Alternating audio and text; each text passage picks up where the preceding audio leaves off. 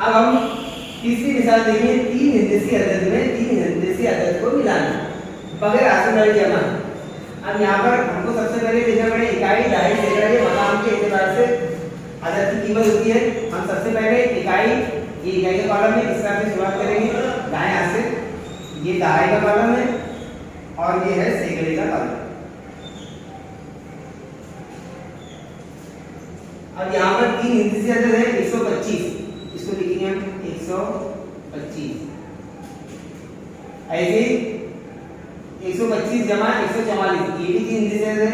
144 को भी इसी तरह से लिखेंगे, तीन हिंदसी अदद 144। इसको जमा के अलावा ध्यान रखाएंगे हम,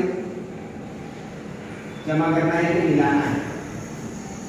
अब चार इकाइयों में, पांच इकाइयों में चार इकाइयां मिलाएं, 5 और 4 ये होगी 9। इसके बाद दहाइयां मिलाना है, 2 और 4 की जमा हुई 6 और एक सैकड़े, एक सैकड़ा और मिला 1 और 1 2, 2 सैकड़ा 69, यानी 269 ये जवाब आ सकता है।